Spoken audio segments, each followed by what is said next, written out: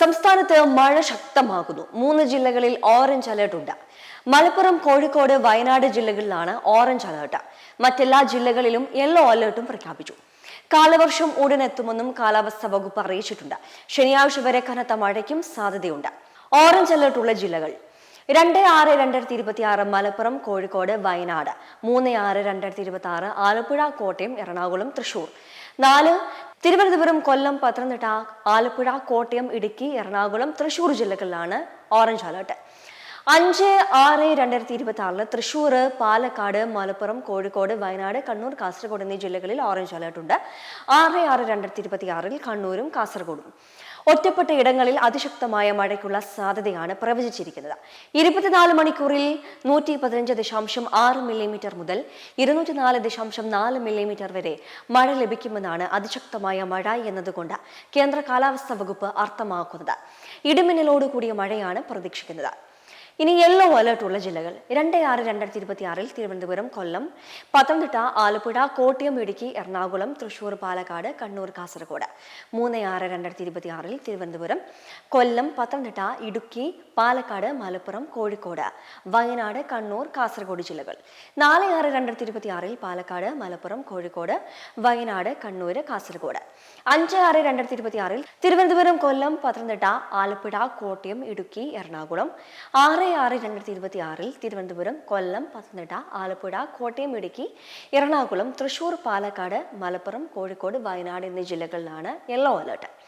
പൊതുജനങ്ങൾക്കുള്ള ജാഗ്രതാ നിർദ്ദേശങ്ങൾ: ഉരുൾപൊട്ടൽ, മണ്ണിടിച്ചിൽ, മലവെള്ളപ്പാച്ചിൽ സാധ്യതയുള്ള പ്രദേശങ്ങളിൽ താമസിക്കുന്നവർ അധികൃതരുടെ നിർദ്ദേശാനുസരണം സുരക്ഷിതമായ സ്ഥലങ്ങളിലേക്ക് മാറി താമസിക്കണം. നദിക്കരകൾ, അണക്കെട്ടുകളുടെ താഴ്ന്ന പ്രദേശങ്ങൾ എന്നിവിടങ്ങളിൽ താമസിക്കുന്നവരും അപകട സാധ്യത മുൻകൂട്ടി കണ്ട് അധികൃതരുടെ നിർദ്ദേശാനുസരണം മാറി താമസിക്കേണ്ടതാണ്.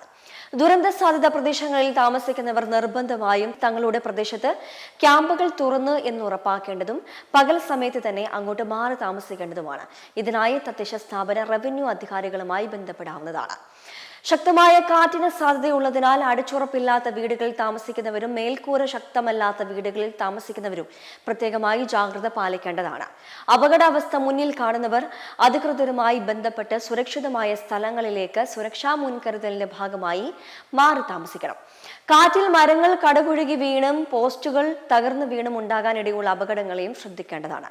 ശക്തമായ മഴ പെയ്യുന്ന സാഹചര്യത്തിൽ ഒരു കാരണവശാലും നദികൾ മുറിച്ചു കടക്കാനോ നദികളിലോ മറ്റ് ജലാശയങ്ങളിലോ കുളിക്കാനോ മീൻ പിടിക്കാനോ മറ്റാവശ്യങ്ങൾക്കോ ഇറങ്ങാൻ പാടുള്ളതല്ല.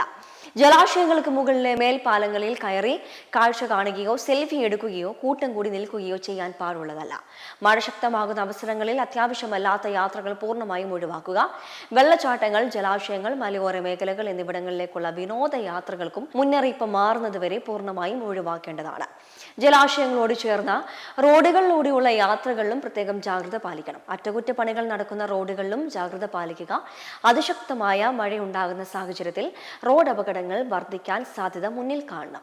ജലാശയങ്ങൾ കരകവിഞ്ഞ് ഒഴുകുന്ന ഇടങ്ങളിൽ വാഹനം ഓടിക്കാൻ ശ്രമിക്കരുത്. സ്വകാര്യ പൊതു ഇടങ്ങളിൽ അപകടാവസ്ഥയിൽ നിൽക്കുന്ന മരങ്ങൾ, പോസ്റ്റുകൾ, ബോർഡുകൾ, മതിലുകൾ തുടങ്ങിയവ സുരക്ഷിതമാക്കേണ്ടതും മരങ്ങൾ കോതി ഒതുക്കുകയും ചെയ്യേണ്ടതാണ്. അപകടാവസ്ഥകൾ അധികൃതരുടെ ശ്രദ്ധയിൽപ്പെടുത്തേണ്ടതാണ്. കേരളത്തിലെ എല്ലാ ജില്ലകളിലും 24 മണിക്കൂർ പ്രവർത്തിക്കുന്ന താലൂക്ക്, ജില്ലാ കൺട്രോൾ റൂമുകൾ പ്രവർത്തിക്കുന്നുണ്ട്. അപകട സാധ്യത മുന്നിൽ കാണുന്ന ഘട്ടത്തിലും സഹായങ്ങൾക്കുമായി 1077 1070 എന്നീ ടോൾ ഫ്രീ നമ്പറുകളിൽ ബന്ധപ്പെടാവുന്നതാണ്. കേന്ദ്ര കാലാവസ്ഥാ വകുപ്പ് മുന്നറിയിപ്പിൽ മാറ്റങ്ങൾ വരുത്തുന്നതനുസരിച്ച് ഈ അലേർട്ടുകളിലും മാറ്റം വരാവുന്നതാണ്.